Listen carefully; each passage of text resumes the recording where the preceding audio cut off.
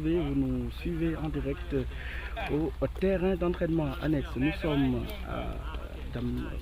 Nous sommes en Côte d'Ivoire et vous le savez, le Sénégal a remporté hier une victoire décisive puisque les Lions sont d'ores et déjà qualifiés en huitième de finale et comme il est de coutume, aujourd'hui ce sera une séance d'entraînement qui sera très attendue puisque les joueurs vont recharger les batteries. Ceux qui avaient joué hier vont faire une petite séance de décrassage, peut-être qu'ils l'ont déjà même effectué, mais on va également en profiter pour faire le débriefing du match d'hier Sénégal-Cameroun. Il y a eu certes la victoire, mais il y a également beaucoup d'enseignements à tirer de ce match Sénégal-Cameroun. Et nous allons également en profiter pour revenir dans le détail sur la conférence de presse d'après-match à l'UFCC qui a préféré jouer la carte de la prudence. On a entendu également le capitaine des Lions, Kalidou Koulibaly, très mesuré, très concentré. Ils savent qu'il reste encore beaucoup de choses à faire et que c'est juste 2 matchs qu'ils ont gagnés. Il y a encore du chemin à faire avant potentiellement d'atteindre le dernier carré. Alors, di leen nuyu, di leen ziar, di am chaque fois contentement di bokk ak yéen ces instants privilégiés comme ni ñu koy waxee saa su ne. Nous sommes ici à Yamoussoukro fi nga xam ne équipe bi fii la am ses habitudes maintenant depuis le début de cette Coupe d'Afrique et vous le savez hier on a gagné waaye nag tey dinañ profiter ci séance bi nga xam ne dañ ko ubbil taskatu xabaar yi ñëwaat bu baax a baax ci performance su gaynde yi démb mais surtout projeté wu ci match bi ñu war a jongante suñu digganteeg Guinée mardi lay doon pour la 3e sortie des Lions. Match boobu nag buñ ko soofantal parce que day am solo nga jël li nga xam ne mooy bopp groupe C bi ngir 8e de finale mu permettre le peut-être nga am adversaire boo xam ne dina nekk à la portée des Lions. Donc dinañ def ay projections également ci potentiel adversaire yi nga xam ne équipe bi war na ko mën a am. Alors maa ngi seen ci kanam joueurs yaa ngi nele di génn donc joueurs yaa ngi noonu di génn je vois ñoom Nampalis et le reste du groupe qui sont en train de faire leurs entrées sur cette belle pelouse du terrain d'entraînement annexe. Kon nag yëf yaa ngoog di wax ne nag démb gis nañu scène de joie yi scène de liesse yi un peu partout moo xam fii ci Côte d'Ivoire nga xam ne doomu sénégalais yi bëri nañ fii rawatina ceux qui sont vraiment du 12e gaynde parce que fii moom mag ndaw xale ñëpp démb ñoo doon supporter équipe bi. On a vraiment senti cette ferveur pour l'équipe nationale. Terrain ba tam neexoon na lool mais ñi bëri daal li ñu souligner mooy attitude gaynde bi nga xam ne jeunes yi démb moom la ñu wane parce que boo xoolee un peu le match de Nicolas plutôt Ismaël Jacobs sur le côté gauche nga xam ne mayewu fa dara. Pape Gueye qui a fait un gros match dans l'entrejeu, il était partout dans la récupération, dans la relance, également dans les sorties de balles, il était partout sur le terrain. Pape Alassane Gueye qui a effectué vraiment un gros match, toujours dans la même dynamique que lors du match contre la Gambie. Que dire également de la prestation réalisée par Pape Matar Sarr pour son retour, on va dire, parce qu'il était blessé. Et vraiment hier, il a montré qu'il est l'un des patrons du milieu de terrain côté sénégalais actuellement. Donc Lamine Camara toujours égal à lui-même. ñoom ñëpp je pense que ni gis ngeen prestation yu am solo yu ñu def hier. Et également Sadio qui a débloqué son compteur parce que désormais il en est à 9 buts en phase finale de Coupe d'Afrique pour sa 6e CAN si je ne m'abuse. Donc c'est un chiffre important. Est-ce qu'il pourra aller chercher le record de Samuel Eto'o-Fils à 18 buts? Ça risque d'être très compliqué. Peut-être qu'il l'a dans un coin de sa tête, mais je pense que c'est pas l'objectif en tout cas de Sadio. Et il a été en tout cas très clair. Il faudra rester concentré, il faudra très rapidement se remettre en question parce qu'il y a la Guinée qui arrive dans quelques jours et c'est un match également à gagner. Donc Lions yaa ngi noonu et je pense que ni li des ci match contre Guinée bi bëreetul donc fii temps amatu fi comme on le dit les joueurs vont très rapidement se remettre au travail et c'est important et je pense que ni loolu mooy rythme Coupe d'Afrique c'est effréné booy xool wax naa ko keroog tous les 2 jours 3 jours da ngay jouer donc ça aussi ça fait que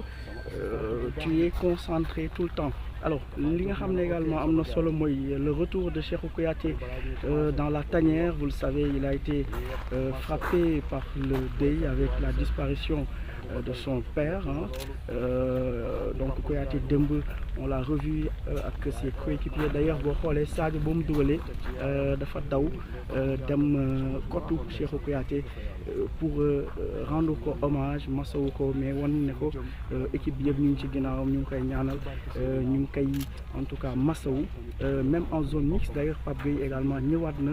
ci état d'esprit bi nga xam ne Cheikhou Kouyaté am na ko parce que c'est pas évident de perdre son père mardi la papam gaañu et puis vendredi nga def tout ba dem Dakar ñibbisiwaat dans les délais pour rek bokk ak say coéquipier li nga xam ne mooy aventure CAN bi donc day wani encore une fois le degré de patriotisme de Cheikhou Kouyaté qui on le dit et on le redit n'a jamais fait de vague au sein de la tanière, toujours souriant, toujours là pour donner des conseils, apporter du réconfort. Et vraiment, c'est un exemple à citer quand on parle des joueurs vraiment qui symbolisent ce groupe sénégalais en termes d'abnégation, de détermination, d'engagement et d'esprit collectif. Donc, Cheikhou Kouyaté également. ñu koy masawaat Diouf yi dem tamit il a fait le show gis ngeen ko nële le double ballon d'or sans forcer comme ni mu koy waxee démb yëngal na tribune yi Camerounais moom démb vraiment daj nañ daal ci kuleen doole mais booy xool Diouf dafa mel ni ku doon kokkali Cameroun plutôt Eto'o parce que gis nañ ko en tribune mu jubilé yëngal alors que Samuel Eto'o avait le masque le regard vraiment sombre parce que nag défaite bi neexul fi ñu toll nii fédération camerounaise bi yëngu na mais nag ñun on est au-dessus de tout cela ñun on est déjà projeté dans ce qui nous attend maanaam li nga xam ne mooy di des ci compétition bi je pense que c'est très important de souligner qu'en conférence de presse loolu Aliou Cissé daf ci insister maanaam il faudrait pas qu'on s'enflamme parce que dëgg la neex na nga gagné Gambie 3-0 c'est impressionnant de battre cette équipe camerounaise 3-1 même si c'est pas le grand Cameroun mais attention il ne faudrait pas se relâcher parce que cela pourrait en tout cas permettre aux Guinéens de waaw ñëw créer la surprise gis ngeen yàggul dara rek léegi le Burkina tenir en échec l'Algérie on a même failli assister à une autre surprise parce que nous était peut-être l'égalisation dans le temps additionnel de Bagdad Bounedjah l'Algérie allait subir une défaite donc attention à ne pas se relâcher, attention à rester focus et surtout à prendre le maximum de points possible dans cette Coupe d'Afrique donc di wax ni tey dinañ am temps wu yaatal parce que fii moom le temps passe vite mais la tanière elle est super sécurisée fermée si c'est day tëju mais man jàpp naa ne tëju Aliou Cissé bi am na njëriñ avant moom dama doon xaw a sànni xeer tuuti doon wax ni El Tactico tëjoom bi daal day tëju bu génnee nul ngay am ak ay victoires yoo wala ay résultats yoo xam ne du la neex mais là on voit qu'il y a du travail parce que dem au-delà la victoire il y avait la manière également parce qu'on a vu que sur des phases quand même muy Pape Gueye muy Lamine Camara muy Crépin dinaa ñëwaat ci matcham ils ont fait des sorties de balles vraiment digne du FC Barcelone pour ne pas dire de Man City sortie de balle c'était magnifique transition offensive c'était magnifique malheureusement risque bi loolu parce que on a vu que sur 2-3 ballons Lamine Camara quand même a exposé la défense parce que bon am na ay balles loo xam ne soo ko pertee là tu t'exposes à des comptes mais football bi moo koy laaj football bi peut-être mooy laaj prise de risque bi et puis ils ont beaucoup de liberté ci li nga xam ne mooy entrejeu bi donc démb gis nañ vraiment que Sénégal dafa ñëw football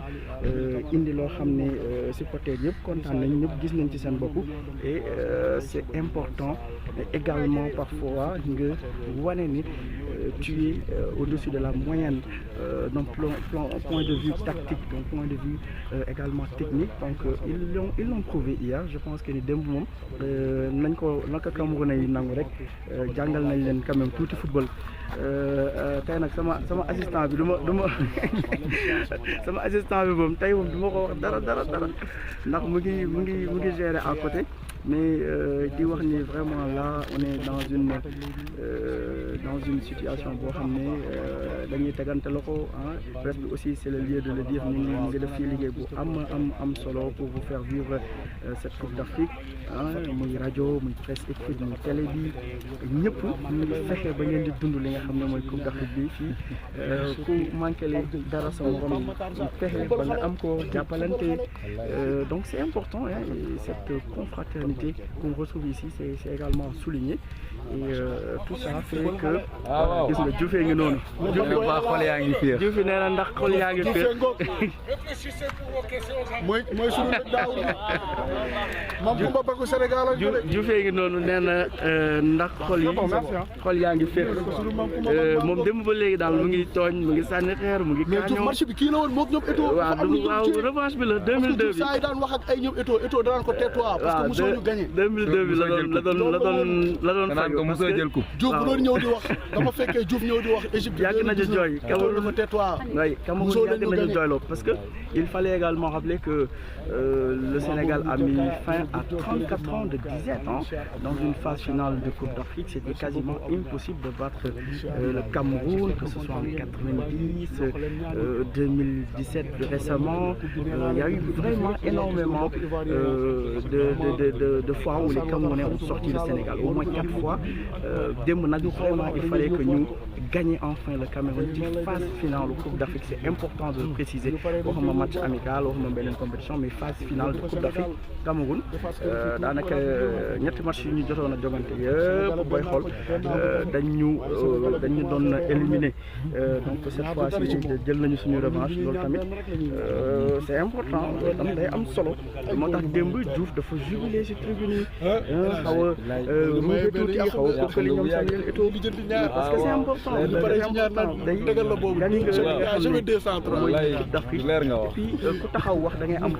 yow tam sañ-sañ taxaw wax tey El Hadj Diouf dëgg la c'est une légende gis ngeen mu ngi noonu Diouf yi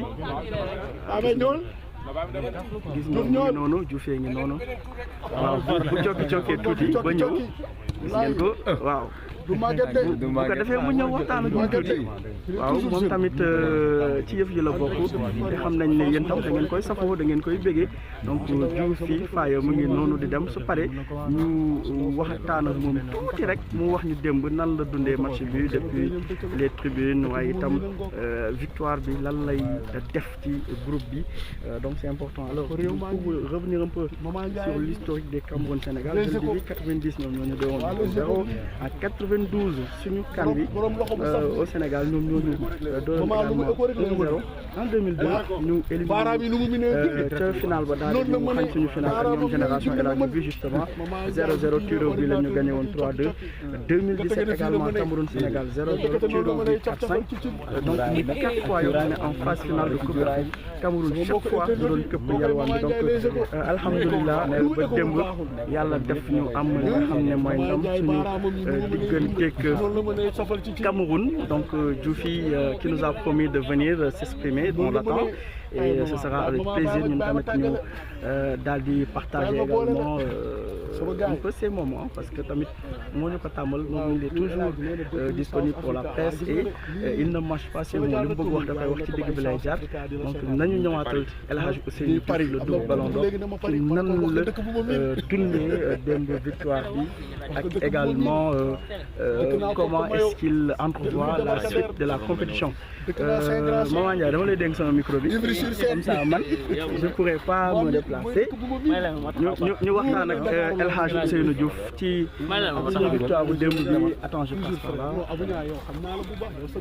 dugaatal Diouf est là kon ñu waxtaan ak El Hadj Diouf mu ñëwaat ci victoire bu démb bi Mbaye par là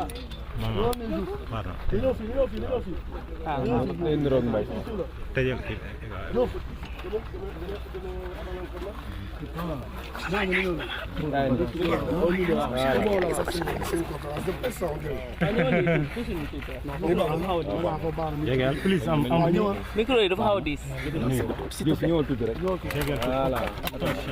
kii micro bi. ou bien ñu def ko deux groupes si possible aussi ah. micro bi xaar. yow tu seras pas une bonne gardienne quoi. micro bi laa doon maman. nga jox ñu sa réaction rek par rapport ak match Sénégal bi démb nan nga ko dundee gis nañ la ngay jubilé aussi lan ban sentiment nga war a je félicite tous les amoureux du football qui ont soutenu le Sénégal tous les Sénégalais de partout yaakaar naa noonu démb ndam li ñëpp a ko soxla woon pour deux raisons parce que xam naa El Hadj Diouf fan la toll si Sénégalais yi te El Hadj Diouf avant match bi dafa am lu mu waxoon si Canal Plus tey jii loolu ñu waroon ko dëggal et je crois que joueurs yi waxloo woon na lu amul et je crois que il faut que ñun Sénégalais yi qu'on soit confiants comme les joueurs qu'on soit soudés ñu nekk bokk ndey bokk bàyyi parce que je crois que ñii li ñu bëgg indil Sénégalais yi ren si football bu rafet ci dem wuti ndam je crois que ñun si jàmm rek la xaj et di wax rek ni franchement mention spéciale à toute la fédération à Aliou Cissé le coach ki nga xam ne tey jii moom mooy décidé kan mooy jouer ak kan moo dul jouer et je crois que depuis le début du tournoi il montre que il a vachement progressé il a vachement progressé parce que c'est bien que nit ñi di wax rek mais nag nit bu defee lu baax aussi dañ koy wax il a vachement progressé et c'est quelqu'un qui a l'amour de ce pays et l'amour de ses joueurs, c'est ça qui fait qu'aujourd'hui tout marche. Voilà, justement, parce qu'il y a deux groupes, peut-être. Dembu Tawaton na tuuti biir bi ma ngi doon metti. Vous savez bien que j'ai été footballeur. Pression, xam nañ nan lay def si nit, c'est surtout ce biir lay njëkk jàpp. Et mën naa wax ni après le match, il avait mal. Mais aujourd'hui, ça va beaucoup mieux. Il est avec l'autre groupe. Il y a deux groupes qui ont joué. Ils sont là-bas à l'hôtel pour les soins. Et le football aussi du terrain. Peut-être que Dina Wo connecte et tout ça. Et je crois que c'est pour ça qu'il est là-bas. Contenu match,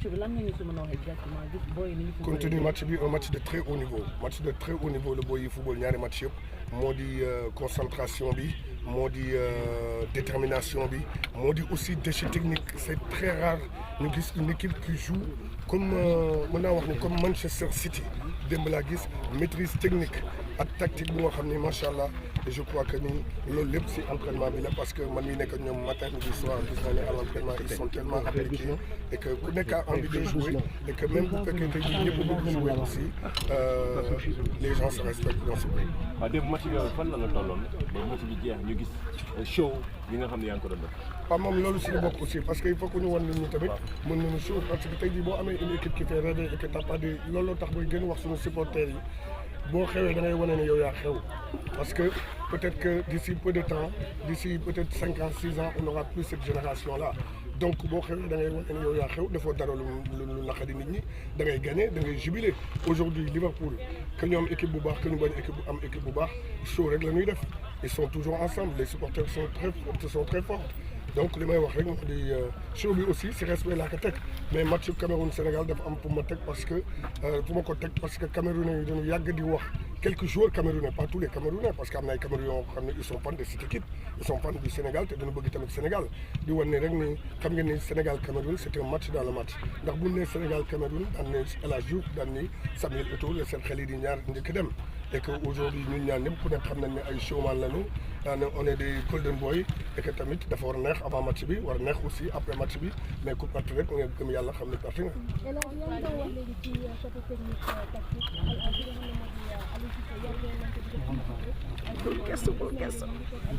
Voilà.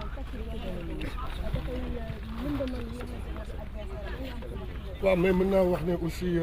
loolu comme ni ma ko waxee xam nga nit da ngay ñaan yàlla progresser Aliou tey jii kenn mënatul wax ni man gëm naa ne Aliou tey jii mën na entraîner ay équipes yu mel ne Marseille Aliou mën na entraîner tey jii des grandes équipes tey jii boo xoolee ay Steven Gerrard entraîner nañu ay Aston Villa entraîner nañu équipe yu mag aujourd'hui tu te poses la question Aliou Cissé est champion d'Afrique li muy wane tous les jours leer na te ne club bu ñu dem ñu dàq leen yóbbuwaat leen si beneen club ñu dàqati leen donc pour dire que rek Aliou progressé na bu baax a baax bi nga xam ne aujourd'hui niveau am c'est vrai que bëgg Sénégal tey jii moo ko fi téye ba léegi nii ndax tey jii ñëpp xam nañ ni jaar-jaaru Aliou Cissé ndax bu bëggul woon Sénégal tey jii peut-être que bu fekkoon beneen entraîneur étranger la déposé na tablette yi ba bu yàgg ba dem mais moom bëgg Sénégal moo ko tax a jóg liggéeyal Sénégal moo ko tax a jóg et progresser aussi pour boppam parce que nit ku nekk da ngay chaque jour da nga war di progresser ndax chaque jour da nga war di jàng et je crois que ni loolu lan moo ko waral niveau de joueurs yi mu yor mënoo am ay niveau joueurs yi nga xam ne tey jii c'est des top joueurs de classe mondiale ba pare yow it doo progresser ñoom it nga ànd ak ñoom war a progresser ñu xool sa vision gëm sa vision war a ànd ak yow et je crois que ni kooku c'est une très bonne question à saluer. ban genre match la ñu mën a xaar contre la Guinée. Contre la Guinée ban genre match la ñu war a xaar moo di avec tout le respect que je dois aux Guinéens aujourd'hui le Sénégal quand même mënu nekk champion d'Afrique ba pare nekk deuxième au niveau africain la hiérarchie doit se faire respecter et la Guinée c'est une équipe qui a vachement progressé avec un entraîneur Kawa Diawara buy def liggéey bu am solo autour avec ses légendes les Pascal et tous les autres donc pour vous dire que équipe bu progressé la du nekk match bu yomb mais je crois que ni la hiérarchie doit se faire respecter on est le Sénégal on est l'équipe du moment on a la meilleure équipe et je crois que je le dis peut-être que nit ñi dinañu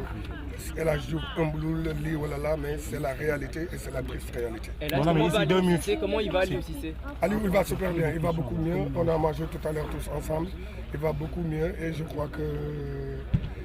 demain ou après-demain vous le verrez, Inch'Allah. Nañ ko ñaanal rek. Mon ami, ici 2 minutes. On fait comment? La victoire de demain, c'est qui a été déterminant, c'est que l'envie des joueurs et le match que les joueurs savent que Sénégal Cameroun c'est un affrontement match et il nous fallait gagner ce match-là et montrer à tout le monde que le Sénégal est l'équipe du moment. On a la meilleure équipe avant de nous passer dessus. Il faudra bien et on a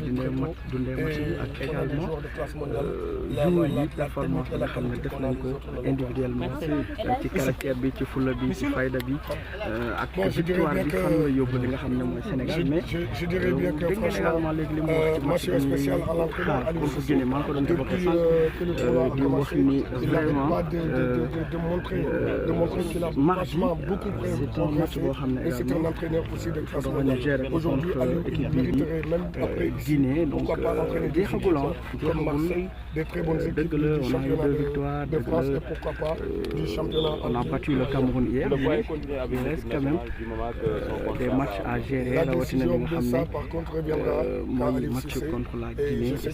sais qu'il aime ce pays il a envie encore de beaucoup donner pour ce pays et je sais que c'était normal ñu chambrer xaw a tontu Camerounais yi mais est-ce que je vote pour qu'il reste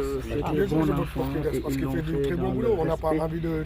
laisser partir notre entraîneur qui fait du très bon boulot on garde l'entraîneur pour une seule raison et on vire l'entraîneur pour une seule raison on garde l'entraîneur parce qu'il est bon on vire l'entraîneur parce qu'il est mauvais et je crois qu'Aliou le jour qu'il quittera cette équipe-là il ne va pas chômer très longtemps. Les gardiens s'entraînent. Oui, c'est vrai qu'hier il avait un peu mal au ventre, mais je crois que ça va beaucoup mieux. Aujourd'hui, il faudra faire des prières et vous savez bien que le football, c'est le stress tous les jours. Que tu sois sur le terrain ou en dehors, après il faut l'accepter et je crois que le plus important c'est sa santé va beaucoup mieux et que l'équipe du Sénégal gagne et que les Sénégalais sont contents. Comment? Donc c'est normal loolu la expliqué en tout cas parce que football moo ko laaj day am léeg-léeg ces moments de stress là mais sinon nee na Cissé il va bien et puis dina ñëw très rapidement en tout cas on l'espère daal di continuer li nga xam ne mooy liggéey bi fii di Diamniadio. Vous voyez le reste des joueurs ñoo nekk nale ñoom Elimane ñi nga xam ne mooy ñoom Pape Gueye ñu ngi noonu di continuer li nga xam ne mooy entraînement bi. Donc on continue. C'est toujours comme ça que ça se passe. C'est de ne pas aller en finale avec cette équipe-là. C'est de ne pas jouer à notre niveau avec cette équipe-là. Hier, on a montré à tout le monde que le Sénégal, c'est une très grande équipe, c'est une institution d'énergie positive, parce qu'on a encore besoin de lui pour conduire cette équipe à la victoire contre la Guinée mardi. Donc xam naa gis nañu peut-être pression bi moo ko jàpp tension bi moo tax il a eu quelques coliques maanaam biir bi moo doon métti moom Aliou Cissé tey on l'a pas vu force bu grave mais c'est pas méchant donc dara lu grave donc Aliou Cissé peut-être dafa soxla tuuti repos récupérer toute énergie normalement il devrait revenir très rapidement ci banc équipe nationale bi continuer liggéey bi mais tey Aliou Cissé li ko waral mooy que biir buy moo ko sonal mais jox ngeen a sànq ñoo añandoo ils étaient ensemble donc c'est pas méchant en tout cas xorom la ci tanière bi El Hadj Ousseynou Diouf toujours mbégte la ñuy am di partager ak ñoom parce que dafay am lu ñu dox jeunes yi gis nañu Gana Elimane noonu ñoom Ablaye Seck noonu continuer liggéey bi ak le staff technique donc pas de temps ici le travail continue on maintient la pression à son maximum pour permettre justement aux joueurs de rester concentrés surtout sur l'objectif tout à l'heure dina ñëwaat benn par benn performance joueurs yi démb et je pense que dinañ décrypter comme ni ñu koy defee à chaque match li nga xam ne mooy performance individuelle mais collectivement également l'équipe lan la produire juste avant l'âge di ñëw maa ngi doon wax ci proposition tactique bi nga xam ne Aliou Cissé indi na ko démb parce que autant ci premier match bi contre la Gambie on était dans une sorte de défense à 3 wax naa ko benn genre 3-4-3 léeg-léeg nga am benn genre 4-1-4-1 léeg-léeg également am benn genre 5-3-2 genre configuration yu bëri en tout cas gis nañu ci lors du premier match mais hier globalement équipe bi 4-3-3 le football démb globalement équipe bi ci 4-3-3 le football et Pape Gueye daal di nekk sentinelle di ratisser ci digg bi ki nga xam ne mooy Pape Matar Sarr ak Lamine Camara également nekk ratisser di liggéey bu am solo ci digg bi waaw canal donc mu ngi noonu en tout cas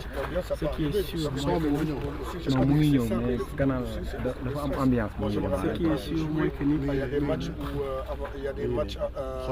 ce qui est sûr mooy que ni en ayant des mots de ventre ce qui est normal actuellement les joueurs sont voilà là je pense qu'on est bon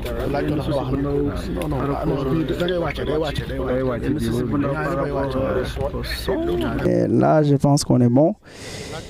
et puis mu ngi noonu waaw dafa mel ni instant bi son baa ngay majji waaw maa nga ca donc sama ailier gauche ak droite yaa ngi ci côté bi daal dama teg ci axe donc macha allah liggéey baa ngi noonu en tout cas c'est toujours un plaisir comme je le dis depuis le début di bokk ak yéen li nga xam ne mooy liggéey bi presse bi bokk ndey bokk bay di jàppalante waaw la solidarité sénégalaise de solidarité boobu dafa feeñ démb ba ci match bi solidarité bi démb feeñ na ba ci match bi parce que boo leen gisee bal bi buñ ko pertee automatiquement rek da ngay gis joueurs yi nu ñuy dawee ku si nekk da ngay jàppale sa morom Ismaïla Sarr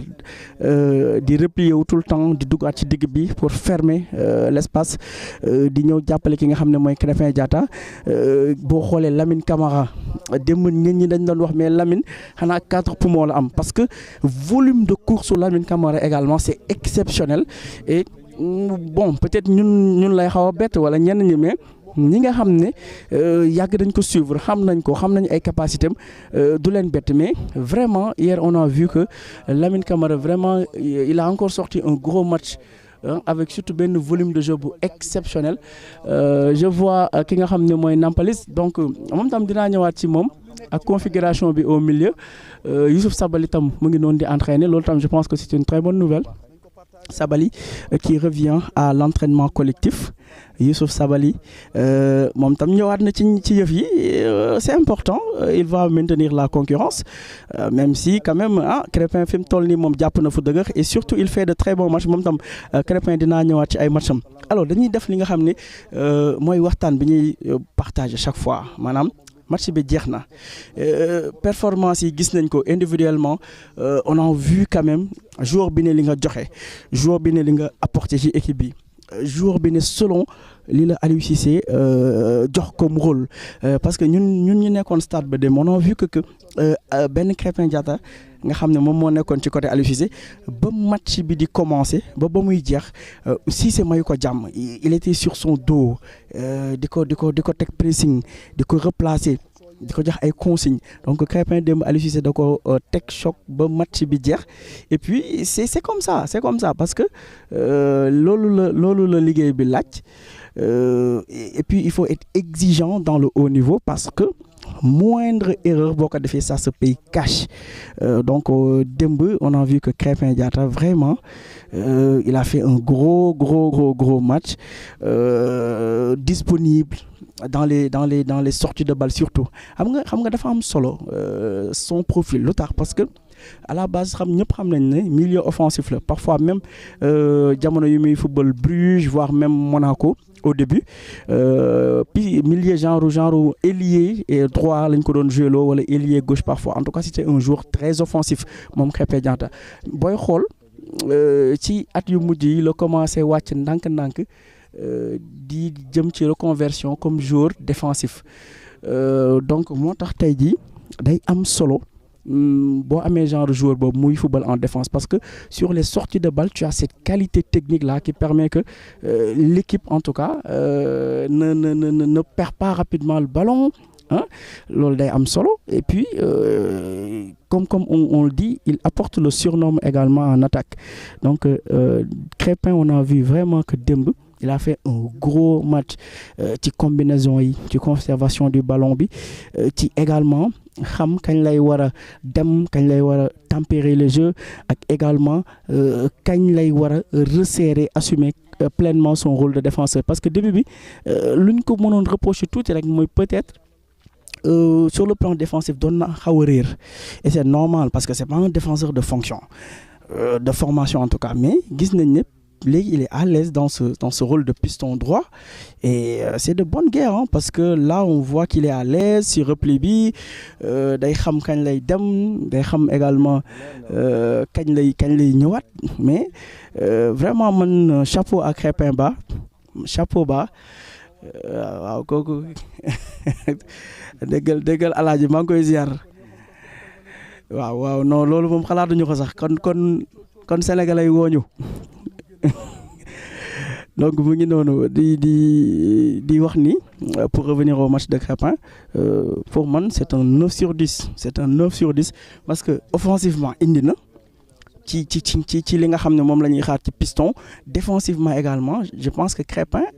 côté buñ ko jàllee benn yoon ñaarul mbaa ñettul donc il a été très solide et il a été très disponible pour le groupe pardon donc man je lui mets un 10 wala boog un 9 sur 10 c'est important ci li nga xam ne mooy dispositif fu Aliou Cissé bi ñu gis ne vraiment les joueurs ils sont disponibles ils se donnent à fond ñu ñëw ci axe bi xam ngeen ne Moussa Niakhaté man je pensais que vraiment wala boog je savais que ni juste après match contre Gambie bi du mën a gérer sa place contre équipe bi nga xam ne mooy Cameroun mais Abdou Diallo l'a magnifiquement remplacé. On n'a pas vraiment senti hier l'absence vraiment de Moussa Niakhaté, même si depuis le début il a fait des performances extraordinaires, mais Abdou Diallo a fait vraiment un très bon match à côté de Koulibaly. Parce que ci qualité technique bi ci expérience bi parce que ñun en fait dañoo am loo xam ne dafa rare maanaam da nga am ay joueurs yoo xam ne ce sont des joueurs d'expérience. Démb j'ai même vu Pape Gueye di joxe ay consignes. Imaginez-vous Pape Gueye, Nico Jackson, vous le voyez à l'image, Nico Jackson tamit def na une bonne rentrée, même si ñu bëri sax fogoon nañ ne day titulaire. Nicolas Jackson qu'on aperçoit à l'image muy foo ak bal bi noonu man je fais partie de ceux qui pensaient que moom Nico Jackson day départ titulaire, mais bon Habib a eu raison parce que Habib Diallo Aliou a eu raison parce que Habib Diallo le teg et Habib a marqué. Mais pour vous dire que ni bon en tout cas équipe bi fi mu toll nii bon ku sàggan di nga ñàkk sa place de c'est de bonne guerre nag parce que concurrence bi dafa saine. C'est de bonne guerre, c'est une saine concurrence ku nekk am nga sa chance ci équipe bi mais ku sàggan da nga ñàkk sa place parce que Nico Jackson ak Bamba Dieng ñu ngi xaar. Habib Diallo, comme Kerok, il a réussi à marquer. Bon, est-ce que contre Guinée, Aliou Cissé Douko continuer à faire confiance? Mais nous attaquant est là. On va rester un peu sur notre défense. J'en étais sur l'axe central. Abdou Diallo qui a remplacé Moussa Niakhaté. Bon, il l'a bien fait. Il l'a bien fait, donc on va un peu se déplacer. Donc Abdou Diallo qui a très bien remplacé Moussa Niakhaté. Un très bon match, sérieux, techniquement à l'aise. C'est pas une surprise, mais tactiquement aussi très discipliné, mon Abdou Diallo. Parce que Koulibaly, ils ont parfaitement communiqué qui couvrir ko. Qui couvrir ko alignement défensif bi jaar na yoon globalement mënuñu ne am na faay yu nga xam ne gis nañ ko ci li nga xam ne mooy défense sénégalaise bi bu weesoo li nga xam ne mooy balle arrêtée yi parce que encore une fois le Sénégal qui prend un but sur une balle arrêtée bon loolu yàgg nañ koo kaas et on voit que ni vraiment à chaque fois moo ñu sonal balle arrêtée yi chaque fois mooy sonal li nga xam ne mooy Sénégal suñu équipe bi loolu aussi éternel chantier la pour Aliou Cissé mais bon en tout cas on va essayer di continuer liggéey bi foofu muy staff bi muy ñi nga xam ne mooy joueurs yi ñoom personnellement parce que le corner le but qu'on prend sur le corner. Bon, je pense que ni quand même il y a eu un peu de laxisme dafa mel dañ doon seetaan donc mënoon nañu peut-être gën a focus gën a concentré wu mais entre marquage man-to-man bi ak marquage en zone bi c'est un peu compliqué te Sénégal lu si bëri marquage en zone la ñuy gën a faral di def ci balle arrêtée yi donc c'est pas évident. Mais loolu dinañ ci ñëwaat tey on a le temps de gën a waxtaan gën a yaatal ci li nga xam ne mooy compartiment yooyu Abdou Diallo 0 faute, Koulibaly égal à lui-même très solide parce que contre le Cameroun il fallait avant tout relever ce défi physique parce qu'on le sait Camerounais yi seen match dinañ la jéem a napp indil la xadar dal sa kaw jéem a voilà damm sa moral un peu on le sait mais démb loolu jàllul parce que booy xool défi physique bi muy Ismaël Jacobs muy Koulibaly muy Pape Gueye si digg bi parce que à plusieurs reprises gis nañ Pape Gueye dem tacle glissé indil vraiment Camerounais yi lu metti proposer leen défi physique boo xam ne finalement sax xam naa Camerounais yi bëggoon nañ ci génn mu tëleen mais tout ça pour dire que ni défi physique bi déjà les joueurs l'ont réussi bu loolu weesoo Ismaël Jacobs également grosse activité le TGV comme nuñ koy faral di woowee fii Ismaël Jacobs grosse activité ci li nga xam ne mooy digg bi booy xool démb tam match bu am solo la Ismaël Jacobs def ci côté gauche bi mayewul dara doo romb du la bàyyi nga jàll balaa ngay jàll lu leer di nga ko wax comme on le dit donc Ismaël Jakobs également solide man je pense que défense bi 0 faute bu weesoo bii bi nga xam ne daal jël nañ ko sur penalty pour man loolu rek la ñuy regretter tuuti le but pris sur penalty mais bu weesoo bii bi nga xam ne jël nañ ko bon je pense que ni globalement quand même joueurs yi ils ont assuré ils ont donné le maximum ils ont fait le job ñu ñëw nag ci trio bi PLP bi la PLP noonu laa ko tuddee muy Pape Gueye Lamine Camara Pape Matar Sarr comme am nañu ay jamono MSN Messi Suarez Neymar ay jamono amoon nga li nga xam ne mooy Cristiano Ronaldo Karim Benzema maanaam ak Gareth Bale mooy duo yooyu nga xam ne yàgg na am ci football je pense que Sénégal fi mu toll nii am nañ suñu trio Sénégal am nañ suñu trio dans l'entrejeu muy la PLP maanaam le duo Pape Gueye Lamine Camara et bien entendu ki nga xam ne mooy Pape Matar Sarr ils ont été éblouissants il faut le dire parce que man je ne pensais pas que Lamine Camara il était physiquement remis bay sax démarrer donc loolu aussi j'étais un peu dans le doute je pense que comme tous les Sénégalais on a découvert que day démarrer j'étais plus sur un trio Gana Gueye Pape Matar Sarr ak plutôt Gana Gueye Pape Gueye ak Lamine Camara mais on a vu que Aliou a lancé Pape Matar parce qu'il était physiquement prêt et gros match il a fait un gros match parce que malgré ses 21 ans mais quelle maturité pour Pape Matar Sarr Lamine Camara moom waxuma sax ay waxam à 19 ans on dirait que voilà il a déjà joué 3 coupes d'Afrique et que c'est un vétéran tellement il est mature dans son jeu. Lamine Camara également très généreux dans tout ce qui est course, appel de balle, repli défensif. Donc démb man j'ai été très séduit par le retour de Pape Matar Sarr ci li nga xam ni mooy ci kii moom day yàq der mais du ma ko wuyu donc yow Sele après dinaa la tontu donc supp est-ce que supp bi faju la mu ngi noonu fii moom di nga liggéey ba tooy mais ci la bokk. Alors pour en revenir un peu à Pape Matar donc je disais que actuellement man dama doon wax avant Pape Matar parfois peut-être prestation yi mu doon def en équipe nationale parfois doon na ko woon def en club wala boog prestation yi mu doon def en club bu ñëwee équipe nationale da doon am problème mais là on a vu que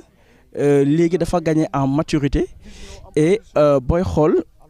rôle bu muy jouer en Premier League avec Tottenham son club rôle boobu lay jouer quasiment avec les Lions c'est-à-dire qu'il est libre dans l'entrejeu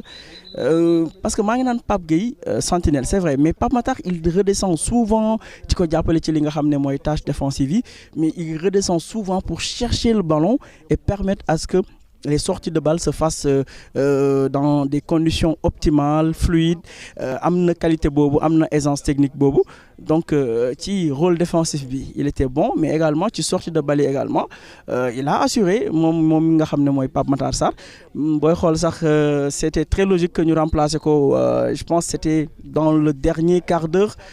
pratiquement ba match bi laissé on va dire 15-20 minutes boobu fekk na Sénégal pratiquement on avait la main mise sur le match mais Pape Matar assuré na vraiment un très bon match et en zone mixte il l'a dit bañ ko tàllalee suñu micro en zone mixte lan la ñu wax man Pape Matar Sarr man maa waxoon ni Coupe d'Afrique bi sama Coupe d'Afrique la et je suis toujours dans cette dynamique je confirme loolu la wax moom ci boppam ci laminu boppam Pape Matar Sarr que Coupe d'Afrique bi Coupe d'Afrique am la daf ci fas yéene wane boppam daf ci fas yéene également def ay performances yu am solo et il l'a prouvé hier ci en tout cas match bi nga xam ne moo doxoon suñu digganteeg Cameroun Pape Matar Sarr éblouissant Pape Gueye man pour man bon c'est vrai que Iso dugal na def na une passe décisive dinañ ñëwaat ci match mais man personnellement xaw ma nag yéen après vous me direz en commentaire ce que vous en pensez mais je pense que Pape Gueye hier c'était l'homme du match waaw man moom mooy sama man of the match su ma ko doon jox keneen également mënoon naa ko jox Lamine Camara mais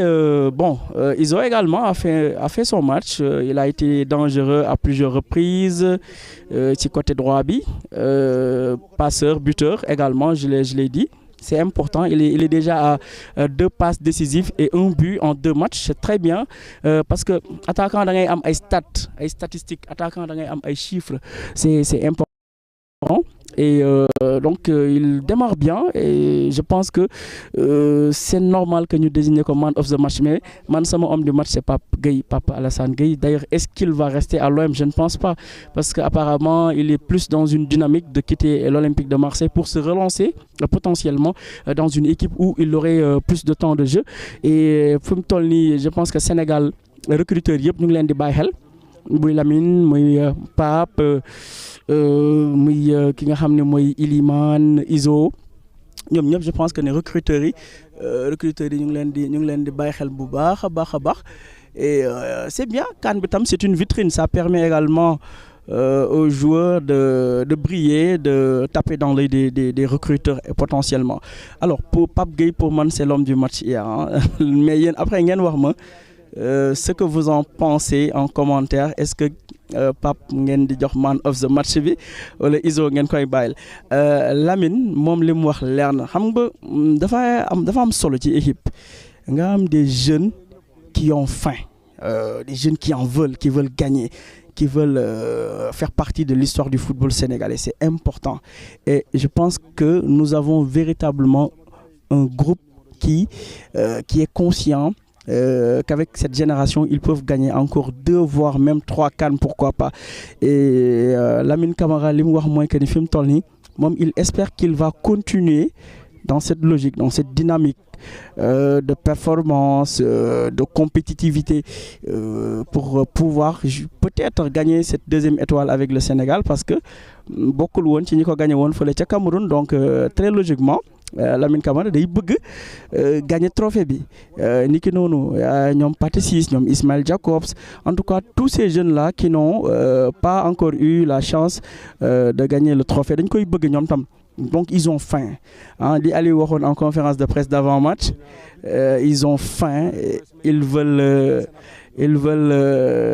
des titres ils veulent gagner ils veulent également faire partie de l'histoire du football donc Lamine moom vraiment nañ ko bàyyi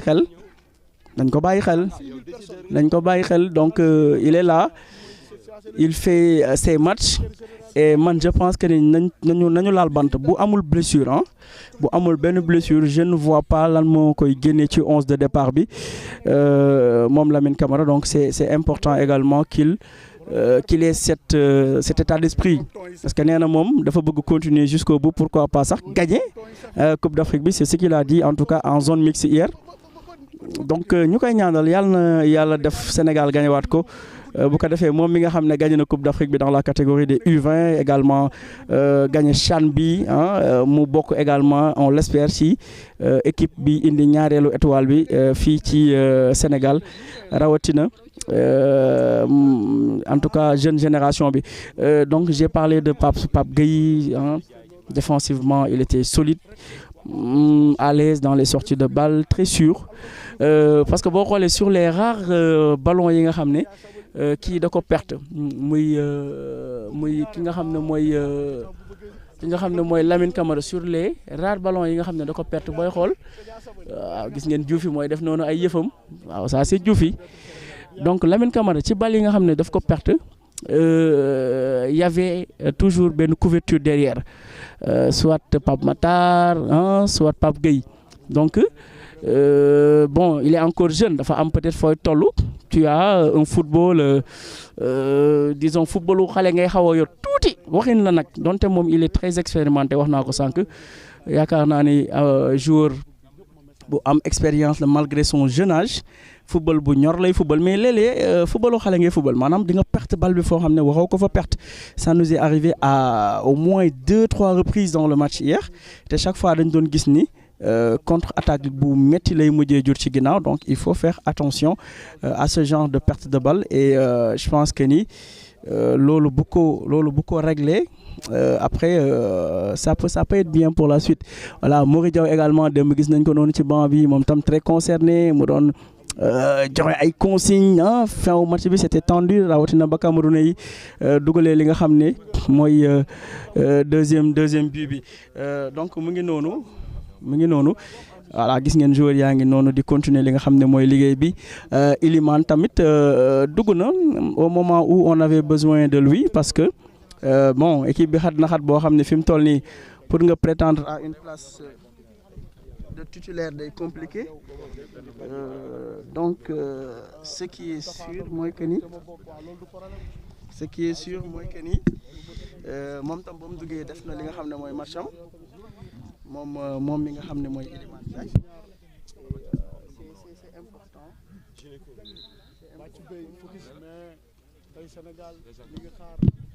donc voilà ñu ngi continuer ba léegi di retransmettre en direct ñu ngi continuer ba léegi di retransmettre en direct et je pense que yéen a ngi ñuy suivre di am mbégte di am contenté di wax partager ak yéen ces moments parce que comme nuñ koy waxee saa su ne équipe bi ñëpp a koy bàyyi xel équipe bi ñëpp a koy suivre donc ñu ngi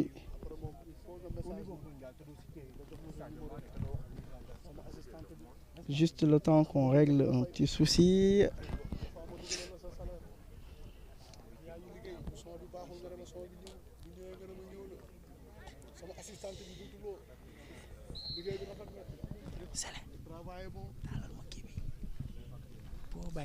dafa jeex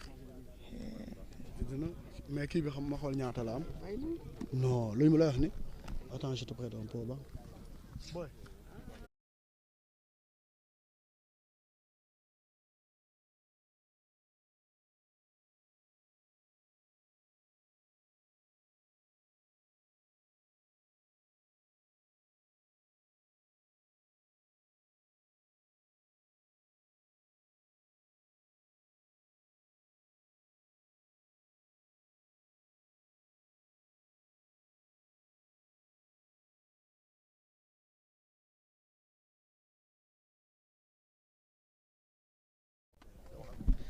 Voilà, là on est bon. Donc un petit souci technique avec la logistique, mais ça arrive et heureusement qu'on a rectifié ça très rapidement. En tout cas, joueurs yi ñu ngi woyal li nga xam ne mooy liggéey bi et comme je vous l'ai dit tout à l'heure fi mu toll nii temps amatul donc ñu ngi woon ci li nga xam ne mooy performance su individuelle joueurs yi. Man je pense que ni démb globalement ku si ne la li ñu doon xaar ci yow def nga ko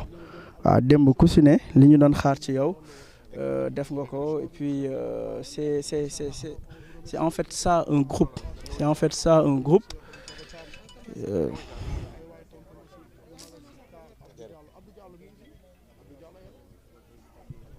allo waaw.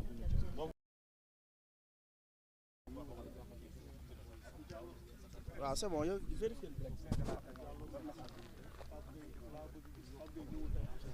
donc comme on l'a souligné tout à l'heure ñi nga xam ne ñoo départ démb contre le Cameroun daanaka dañ leen di ménager dañ leen di noppal parce que loolu aussi mooy yoon démb ils ont joué à 17h mais thermomètre bi mu ngi woon autour de pratiquement 33 degrés 35 degrés donc fii xam ngeen ne day tàng donc mënoo def presque 90 minutes après voilà ñëw xëy bëgg entraîner waat à temps plein donc faut ñu may leen ñu noppalu faut qu'on laisse aux joueurs également le soin de se reposer def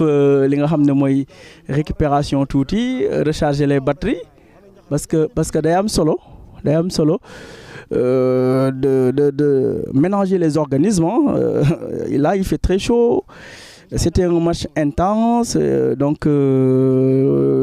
faut ñu bàyyi gars yi noppale. Non, ñaxate nekk fi. Ñaxate nekk fi.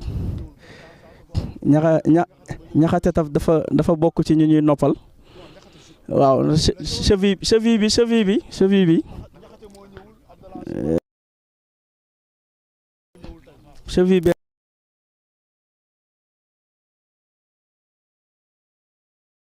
Huitième de finale yi. Waaw huitième de finale yi mën na am ñu retrouver Moussa Niakhaté donc entraîné wul niki noonu Bamba Dieng également gis ñu ko fi donc après on va voir ndax ça serait bien également que ñu am un membre du staff médical pour xam def le point un peu sur li nga xam ne mooy situation wu joueurs yi parce que là bon day baax également ñuy xam lan mooy actualité équipe bi donc tey jii ki nga xam ne mooy Moussa Niakhaté cheville bi xam ngeen ne moo ko sonal ñëwul gisuma fi Bamba Dieng ki nga xam ne également waaw je pense ñooñu daal laa fi gisul ak Abdallah Sima waaw moom adducteurs yi tam ñoo ko sonaloon Abdallah Sima tam adducteurs yee ko sonaloon waaw ñooñu daal laa fi gisul pour l'instant muy ki nga xam ne waaw Ablaye Seck ngeen di gis noonu Pape Ablaye Seck le Mbour donc Abdallah Sima cheville bi bàyyi xaw ma adducteurs yi mayeguñ ko jàmm Niakhaté cheville bi également xam naa ils veulent pas trop brusquer son retour. Entraînement bi lan moo tax on ne sait pas encore mais la bonne nouvelle c'est que Youssouf Sabaly il est là de même que Nampalis ak le reste. Je pense que le retour de Sabaly c'est important pour le groupe mais booy xool daal Cheikhou Kouyaté mu ngi ne la ci ginnaaw gis ngeen mooy waxtaan ak Elimane Ndiaye noonu Cheikhou Kouyaté moom démb wax naa la daanaka gars yi moom la ñu doon jouer parce que ba ñu dugalee muy Sadio dañoo daw kott ko longoog moom donc c'est important également pour un groupe ah non c'est vrai waa Niakhaté ngi nii autant pour nous mais dafa mel ni ku xaw a beru daal waaw Niakhaté ngi nii donc c'est bien de le souligner. Moussa Niakhaté est là mais il y va mollo waaw mu ngi tester cheville bi waaw mu ngi tester cheville bi donc il est là mais xam naa gars yi dinañ ko utal protocole boo xam dina ñëwaat ndànk-ndànk moom moo sol maillot bu orange bi noonu donc autant pour nous Moussa Niakhaté est bel et bien dans le groupe.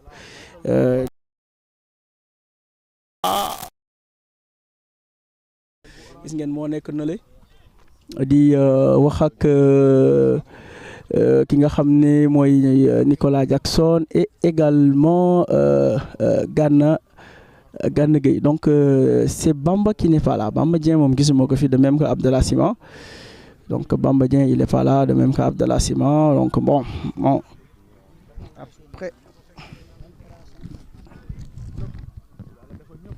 après on verra lan moo waral peut-être absence ou après on verra lan moo waral absence ou ki nga xam ni mooy Moussa Niakhaté après on essaiera de voir lu tax waaw pourquoi pas parce que man maa ngi ko doon séntu sax ci titulaire yi match démb bi je voyais bien Gana titulaire mais foofu aussi c'est def benn petite surprise en alignant ki nga xam ne mooy Pape Matar Sarr c'est ça aussi un coach il faut savoir déjouer les plans parfois bu ñu la xaaree fii nga génn fa ca des donc tey loolu la ñuy séntu xool ñan ñoo fi ne ñan ñooy entraîner ñan ñoo entraîner wul c'est important gis ngeen ki nga xam ne gis ngeen ni ko moo taxaw noonu wéeru ci camp yi gis ngeen gaa yaa ngi noonu Bogayer tey mooy diriger séance bi gis ngeen ko noonu Régis Bogayer c'est lui qui dirige la séance parce que tey Aliou Cissé dafa feebar Cissé bon biir bi xaw a metti donc c'est Régis Boguer moo xaw a feebar moom ngeen di gis noonu muy joxe consignes yi le français moom mooy suppléer tey Aliou Cissé un peu souffrant mais c'est pas méchant parce que El Hadj Diouf nee na ñoom ñëpp ñoo añandoo sànq donc tout se passe très bien et c'est important donc on continue li nga xam ne mooy direct bi on continue li nga xam ne mooy direct bi gars yaa ngi noonu di def liggéey bi Kouyaté également il est là Cheikhou Kouyaté Sénégalais yi doon nañ ñu laaj comment il va ses nouvelles lan mooy état d'esprit bi mais il s'entraîne très bien il reste professionnel malgré que perte waajur dafa métti mais vous voyez Cheikhou Kouyaté ngi noonu di entraîner normalement di def atelier yi Iliman Balo également gis ngeen Balo Touré mu ngi noonu tamit il revient en forme le latéral gauche la doublure d'Ismaël Jacobs Nampalis moom tamit fi mu toll nii Cissé mooy xool mais Nampalis pare na mu ngi ci également état de forme bu am solo donc Cissé mooy xool fi mu toll nii li ko arrangé ci li nga xam ne mooy équipe bi mu def ko donc voilà vous voyez également waaw gars yaa ngi noonu gis nga Niakhaté booy xool mu ngi entraîné mais il est pas à l'aise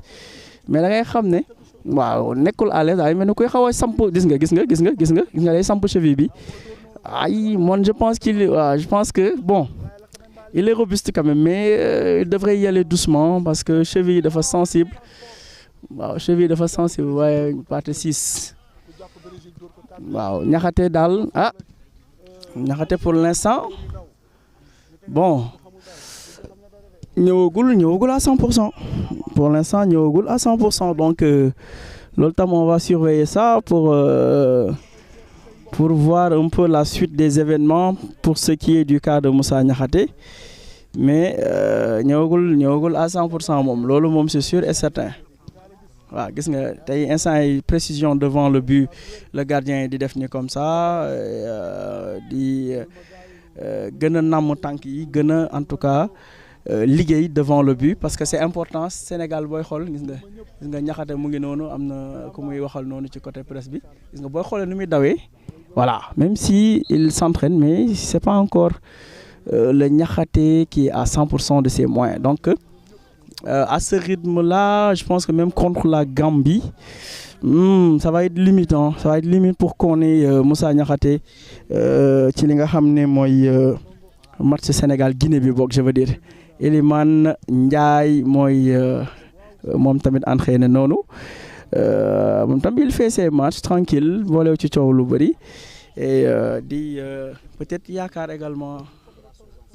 am une place de titulaire pourquoi pas en tout cas on lui souhaite moom tamit mu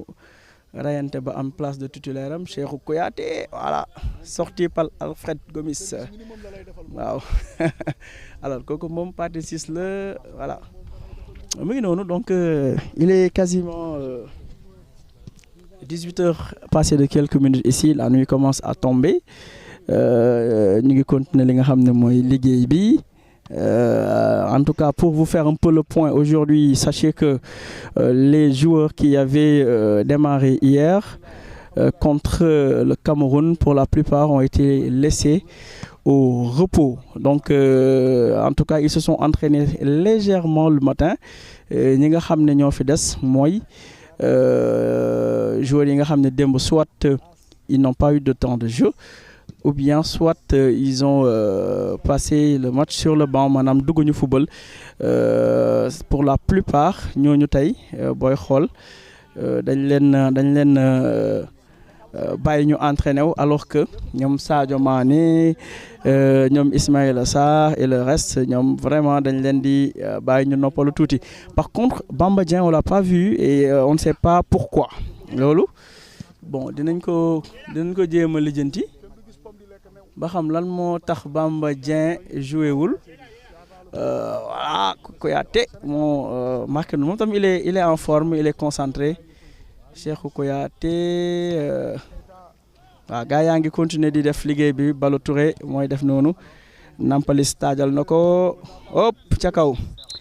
Alors voilà Nampalys maa ngi koy wax sànq moom ñëwaat na depuis très longtemps li des mooy que concurrence bi dafa serré ci digg bi et ñett ñi ma gis démb ñu démarré contre le Cameroun en l'occurrence Pape Matar Sarr, Pape Gueye et Lamine Camara. Il va falloir se lever très tôt pour les sortir du 11 parce que on sait qu'ils sont en forme et qu'ils font le taf. Ils assurent techniquement, tactiquement et sur le plan physique ils se donnent à fond et loolu la ñuy doyee ay joueurs gis ngeen ki nga xam ne également mooy Gana. Je vais faire un petit zoom sur lui. Gana moo taxaw noonu di waxtaan ak ki nga xam ne mooy Mori Diaw donc Gana tam démb il a fait une très bonne rentrée parce que booy xool ci action bi Sadio Mané di dugal Gana Gueye moo dugg def dédoublement ak ki nga xam ne mooy Nico Jackson daal di def percée boobu siggi def centre en retrait boobu pour Sadio Mané donc une bonne rentrée. Et amna fu muy toll ci équipe bi Gana il aura ce rôle et je pense qu'il l'a compris. C'est-à-dire que il sait que bon il est plus le titulaire d'avant gis ngeen Gana mooy kii noonu nekkatul le titulaire bi ñu xamoon le joueur qui était au top de sa forme diggante bi muy nekk Everton pour la première fois ak ba muy dem PSG pour la première année. Gana bi à 34 ans bientôt 35 ans bon mu ngi ci li nga xam ne mooy fin de carrière am et c'est normal donc il est là pour accompagner pour encadrer mais pour di indi stabilité ci équipe bi parce que lorsque le Sénégal était un peu malmené on va dire Camerounais yi xaw ñu sonal tuuti boo xoolee Gana ba mu duggee il a permis quand même au bloc de remonter. waaw gis nga Pathé ngi noonu moom tamit ñi ngi def li nga xam ne mooy jeu de finition devant le but donc maa ngi doon wax ni Gana ba mu duggee dem en deuxième mi-temps permettre na quand même à ce que vraiment équipe bi xaw a yéegaat tuuti mettre le pied sur le ballon xam nga donc c'est important que li nga xam ne mooy match yooyu buñ ci nekkee voilà que joueurs yi également yu mel ni Gana yu mel ni Kouyaté di mën a apporter en tout cas li nga xam ne moom la ñuy xaar ci ñoom en termes d'expérience en termes de sérénité de calme parce que am na match bi fu mu tolloon mënoon nañu am li nga xam ne mooy égalisation équipe bi di Cameroun donc on a vu que Gana ba mu duggee quand même stabiliser na équipe bi permettre na également à ce que joueurs yi remonter le bloc et c'est de bonne guerre pour la suite de la compétition. Alfred Gomis moom tam toujours là dans le groupe donc loolu dafa am solo ci li nga xam ne mooy compétition gis ngeen Formose Kouyaté Niakhaté ñu ngi noonu ñoom tam di jël les consignes Formose également moom tam mooy comme ni ma koy waxee tooñ rek la nekkee ci équipe bi mais Formose Mendy moo ko dóor noonu ci poto bi il est là aussi et je pense que quand le coach aura besoin de lui dina répondre présent en tout cas ngeen xam ne rek li wér te wóor mooy que ni fi mu toll nii équipe bi daal métti na concurrence bi dafa tar macha allah concurrence bi dafa tar et puis poste yëpp dañ ko doubler donc c'est pas évident donc Gana tey contre Guinée mën nañ ko am titulaire ça ne serait pas comment dirais-je illogique comme également mën nañu am un joueur comme ki nga xam ne mooy Pape Gueye reconduire Lamine Camara reconduire également ki nga xam ne mooy Pape Matar Sarr donc man je pense que ni tey joueurs yi xam nañu ku nekk rôle bi nga war a am ci équipe bi ku nekk xam nga li nga war a indil équipe bi donc ils savent que match yi day metti on aura besoin de tout le monde donc gisuma kenn koo xam ne day mer parce que dañ koo teg ci banc bi wala kenn koo xam ne peut-être day en tout cas am benn mauvais état d'esprit ci groupe bi ils sont tous concernés gis nga Gana mu ngi noonu di wax ak gars yi man j'aime bien le rôle qu'il a j'aime bien le rôle actuellement bi Gana Gueye am et puis avant le match contre le Cameroun j'ai aimé son discours bam naan s'ils veulent la guerre ils l'auront cette phrase m'a marqué parce que dalay leer ne en interne joueurs yi ils étaient prêts à aller à la guerre, ils étaient prêts à mourir entre guillemets sur le terrain pour gagner contre le Cameroun et ils l'ont fait de très belle manière parce que gagner neex na waaye gagner avec la manière c'est encore mieux. Deux amis de la tanière gis ngeen ni ñu ngi noonu jeu bi tamit opposition yi en tout cas am na solo Gana Kouyaté Alfred qui sort le ballon donc je vais revenir un peu ci li nga xam ne mooy rôle suñu joueurs yi maanaam tey ku nekk oh là là ça c'est bien joué de la part de Pathé Ismaël Ciss ku nekk xam nga rôle bi nga am tey Pathé Ciss bu duggee deuxième mi-temps du yàq dara ci qualité bi nga xam ne mooy qualité de jeu équipe bi tey Nampalys bu duggee remplacer benn Pape Matar Sarr wala benn Lamine Camara le Sénégal ne perd pas en qualité le Sénégal ne perd pas en intensité le Sénégal ne perd pas également sur le plan tactique tey un joueur comme on va dire Iliman qui remplace Ismaïla Sarr le Sénégal ne perd pas également en qualité peut-être un peu en vitesse mais dina la indil percussion dina la indil li nga xam ne mooy qualité de passe dina la indil conservation du ballon et c'est important quand tu fais entrer également Nicolas Jackson qui souvent prend la place de Habib Diallo ça aussi on se rend compte que l'équipe ne perd pas forcément en qualité donc c'est ce banc là que tout le monde nous envie parce que banc bi nga xam ne équipe nationale am na ko actuellement képp ko sañoon da nga koy am képp ko sañoon da nga koy am ci sa équipe donc c'est bien yàlla bu ñu cat dugg comme on dit yàlla bu ñu cat dugg nañu continuer nii rester concentré rester focus et puis contre la Guinée Sénégal-Guinée on sait day metti d'ailleurs ba ñu mujjee jouer à une phase finale de Coupe d'Afrique yàggul c'était lors de la précédente édition à Bafoussam un match très compliqué pour le Sénégal match boobu moom bon je peux dire que quand même keroog Guinée xawoon nañu sonal daanaka sax match nul boobu ñoom après dañ ko féete comme victoire mais quand même Guinée sonaloon nañu keroog waaw Sénégal Guinée bi moom metti woon na trop on avait réussi quand même à ne pas perdre parce que match moom boo ko mënul gagner bul ko perdre surtout suñu derby contre Guinée nga xam ne vraiment day metti donc mardi Sénégal Guinée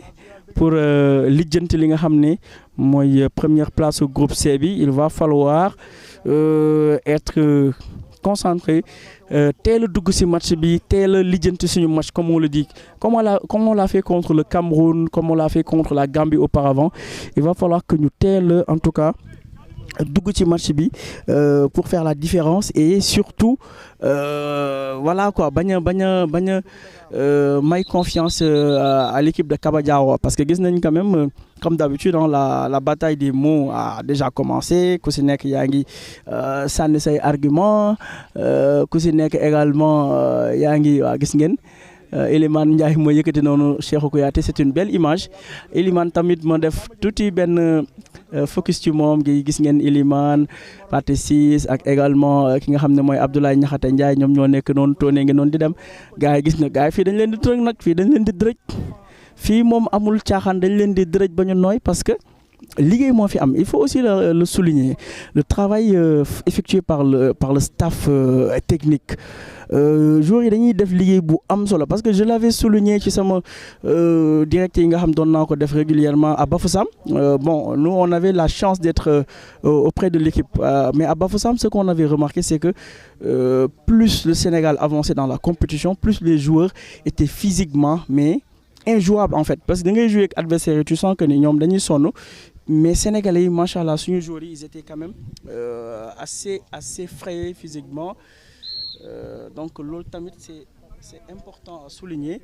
je pense que ni comme on le dit loolu liggéeyul doo ko fekk ci terrain bi moom loolu liggéeyul doo ko fa fekk donc booy xool joueurs yi dañuy liggéey physiquement de sorte que voilà gis nga voilà Jackson ki la mais joueurs yi dañuy liggéey physiquement de sorte que ku ñu taseel da ngay am problème parce que duñ la may dara Pape Ablaye Seck contre Nico Jackson face to face 1 contre 1 Ablaye Seck moom tamit qui est là voilà on sent que c'est un défenseur hein. Là on sent que c'est un défenseur il n'a pas forcément cette qualité de dribble qui pourrait lui permettre de passer mais toujours est-il que lii wér te wóor mooy que physiquement ici ça bosse dur, ça travaille, ça triche pas et ça se voit sur le terrain. Je pense que ni ñëpp d'accord nañ ne Sénégal c'est très rare ñu def match 90 minutes boo xam ne vers la fin da ngay sentir benn baisse de forme physique. Non, loolu je pense que c'est très rare de voir ça parce que liggéey bi la et surtout on a une équipe qui est jeune. waaw liggéey bi la mais on a une équipe qui est jeune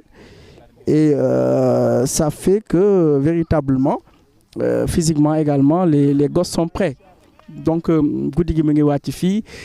tey la séance se passe disons voilà Nico Jackson dans ses œuvres. Nico Jackson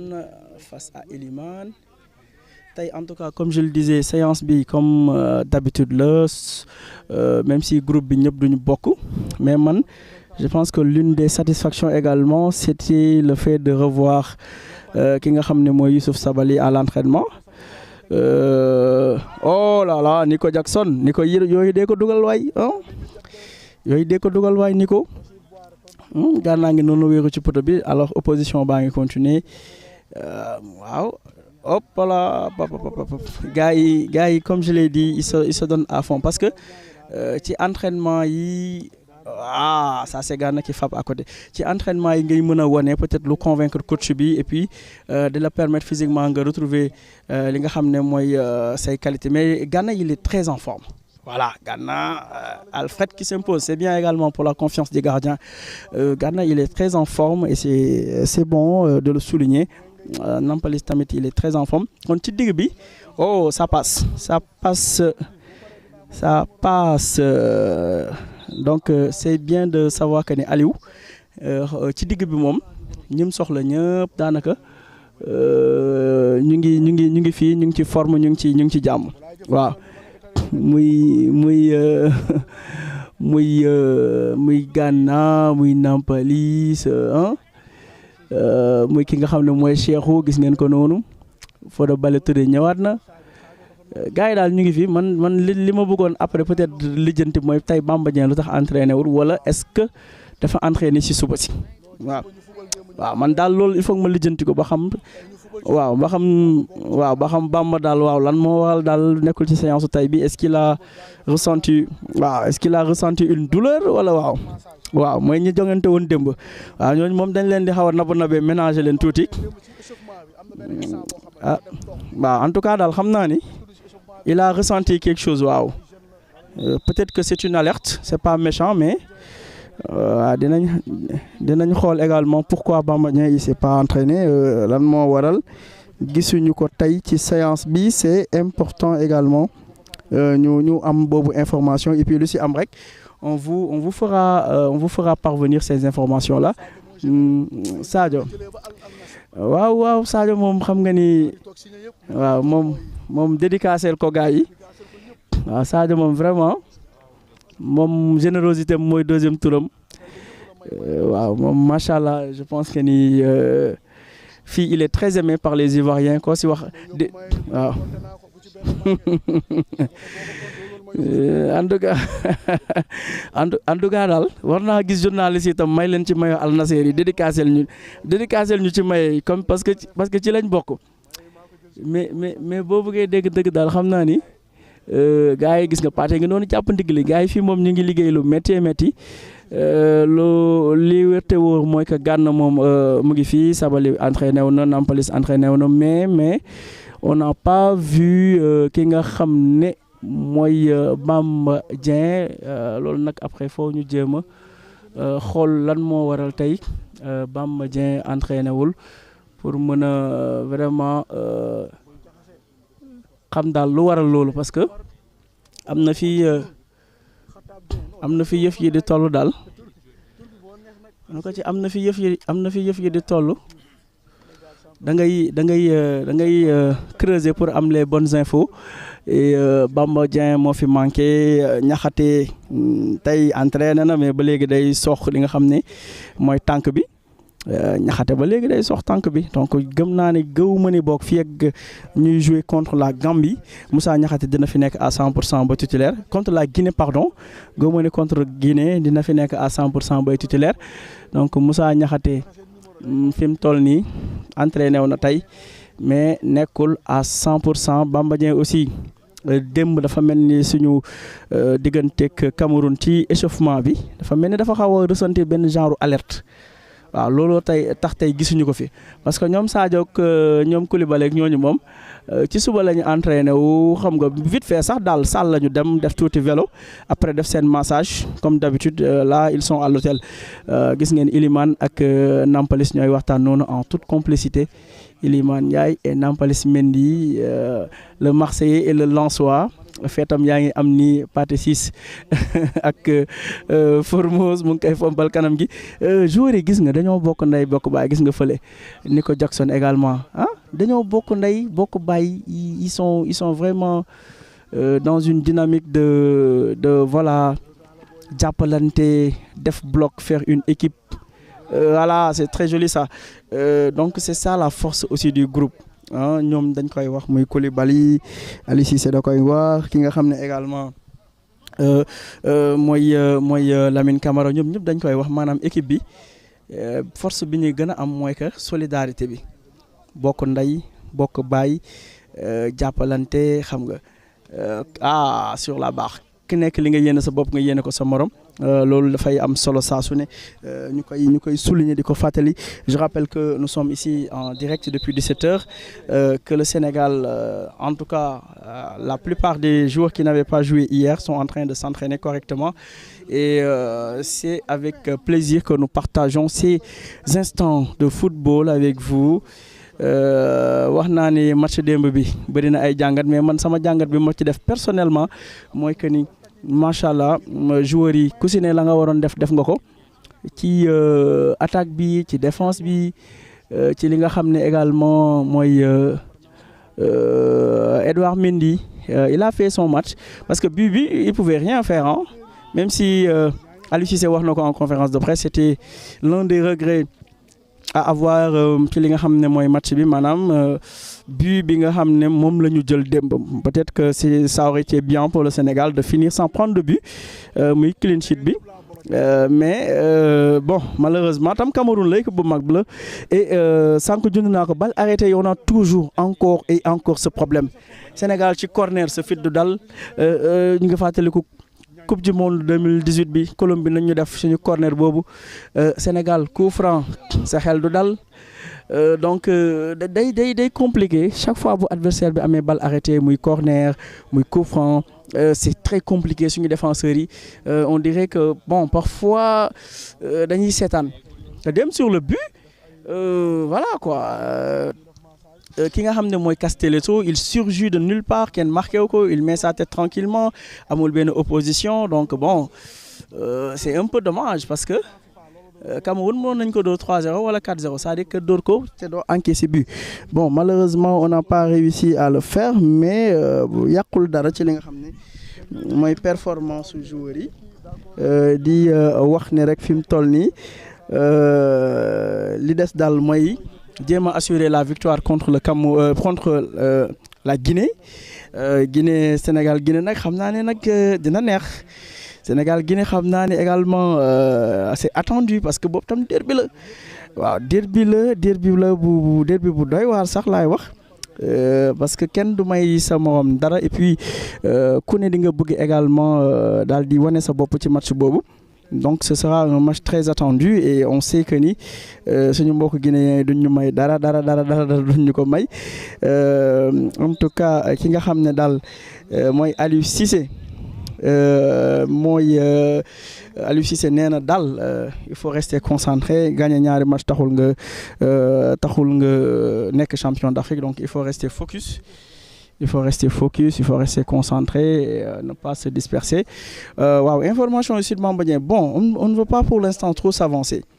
On ne veut pas trop s'avancer wax loo xam ne leeruñu mais li ñu mën a confirmer fii ci entraînement bi am fii ci Yamoussoukro actuellement mooy que nekku fi bon ñenn ñi ñu ngi wax ne dafa def malaise démb ñenn ñi ne dafa ressentir benn alerte ci jamono bu ñuy échauffé mais il faut que ñu creuser ba am lu ñu leer pour mën a vraiment avancer ci kaw Bamba Dieng parce qu'on ne peut pas se permettre de donner comme ça des informations yoo xam ne bon c'est pas vérifié duñ ko def mais nekk fi on espère que c'est pas bien grave mais yàlla baax na et puis que ñu ñaan vraiment mu revenir en forme donc non ki nga xam ne mooy Lamine nekk fi Nampalis mu ngi fi Gana Sabali tamit tey entraîné wu na Niakhaté aussi entraîné wu na tuuti rek mais dafa mel ni plutôt ku doon tester cheville gauche bi parce que ba léegi il a des douleurs mais sinon ñi nekkoon titulaire démb ñoom def nañu seen séance de travail si suba si légèrement def massage après des foofu nga xam ne mooy hôtel bi mais on vous promet que dinañ suivre information parce que on a beaucoup trop de respect pour vous donner ay informations yoo xam ne vérifié wuñu ko bon dinañ jege après peut-être sax avant entraînement bi di jeex y a des joueurs normalement qui doivent venir un peu s'adresser à la presse donc avant entraînement bi di jeex on va essayer de voir gis nga joueurs yaa ngi noonu pare nañ ba toog noonu ci pelouse bi di décompresser relax ñoom Pape Matar ñoom Parti 6 et autres donc avant entraînement bi di jeex peut-être que ñu am ñaari joueurs yu ñëw voilà wax ak ñun comme keroog ni ko Iliman Ndiaye ak Ablaye Seck defee woon mais dinañ topp information pour xam lan moo tax ki nga xam ne mooy Bamba Dieng entraîné wul tey loolu moom dinañ leen ko toppal bu leen am dara lu leen ci metti li wér te wóor mooy que ni en tout cas suñu équipe bi yàlla nañu yàlla lafal cat waaw maa ngi gis gars yi naan ki nga xam ne mooy Lamine Camara coow li dafa bëri ci moom mais coow dina ko topp parce que aussi moom moo ko wane ci terrain bi de par ses performances éblouir tout le monde ñun peut-être ñun xam nañ ko mais àdduna mën naa ne fi mu toll nii da ko commencé découvrir parce que Metz ñoo ko xamoon peut-être ñun ñi également doon ko suivre ci catégorie de jeunes yi xamoon nañ ko mais tey àdduna moo nekk di découvrir ki nga xam ne mooy Lamine Camara donc c'est normal que mu am coow ci moom c'est normal que mu am li nga xam ne mooy ay débat xam nga ku nekk di wax di jox sa morom mais c'est de bonne guerre en tout cas mu ngi moom garder sa concentration. Lamine Camara il est très lucide, il garde les pieds sur terre et il sait que vraiment liggéey bi des na mu ngi ci li nga xam ne mooy ruqam di liggéey bon ñiy wax ne Aliou Cissé dafa def mal bon Aliou Cissé en tout cas si lu ñu El Hadj Diouf wax sànq ce qu'on peut retenir mooy que biir buy metti moo ko jàppoon te explication yi Diouf joxe sax xel nangu na ko parce que Diouf mu ngi naan stress bi la xam nga stress bu bëri démb match Sénégal Cameroun bi y avait beaucoup de stress charge émotionnelle bi et tout bon c'est normal hein c'est des choses qui arrivent je pense que c'est pas méchant. Et Diouf nee na il va très rapidement se remettre que tey ñoom ñoo añandoo et tout donc bon on reste optimiste pour Aliou Cissé c'est pas du tout méchant donc c'est rassurant en tout cas li El Hadj Diouf wax ci Cissé yàlla baax na yàlla indiwaat ko très rapidement ci li nga xam ne mooy groupe bi parce que jeunes yi dinañ soxla un peu ses conseils dinañ soxla un peu sa présence hargne bi muy apporter loolu tamit joueurs yi dañ koy soxla et c'est de bonne guerre donc ñuy séntu en tout cas Aliou Cissé son retour prochainement ci li nga xam ne mooy groupe bi gis ngeen joueurs yi daanaka ñu ngi noonu toog au niveau du rond central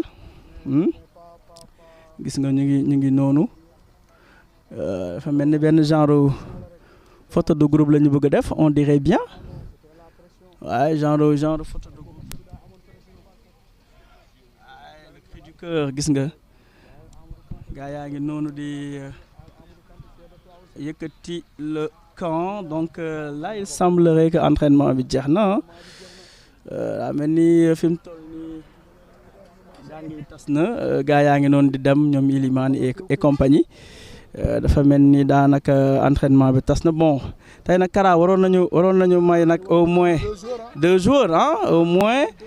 waroon nañu am 2 joueurs ñu waxtaan ak sénégalais yi tuuti waxtaan ak presse bi wax ñu démb également lan moo nekk seen ressenti ak surtout lan la ñuy xaar ci ñoom ci match contre kii bi Guinée bi Thiaré yow sa trépied bi jege na ma de Thiaré sa trépied bi jege na ma trop. Donc voilà la séance d'entraînement qui tire à sa fin. Vous voyez les joueurs qui ont fini de s'entraîner et c'est bien, ils sont toujours là, concentrés, focus et ils savent qu'il y a encore du travail à faire, qu'il reste un autre derby qui sera également très attendu contre la Guinée, nos voisins, nos chers voisins de la Guinée qui nous attendent de pied fermé duñu leen may dara également. Donc loolu moo ci des, loolu la Aliou Cissé wax démb. Joueurs ils le savent, jeexagul. C'est bien d'avoir les 3 points. Bu ko defee di nga mën a également dal ci adversaire boo xam ne peut-être mu dama ne nooy neex lay doon mais dina gën a jouable, dina gën a abordable rawatina ci li nga xam ne mooy 8e de finale yi. Et puis dina permettre nga bañ a bouger, rester ci sa camp de base au moins jusqu'en quart de finale, avant potentiellement de déplacer l'équipe et toute la logistique. Donc mu ngi noonu nañ xaar tuuti, peut-être qu'on aura la chance. Voilà, maa ngi gis Pathé dénk naa la sama micro Amar. Donc Pathé Ciss et Formose Mendy qui se rapprochent. Pathé Ciss et Formose Mendy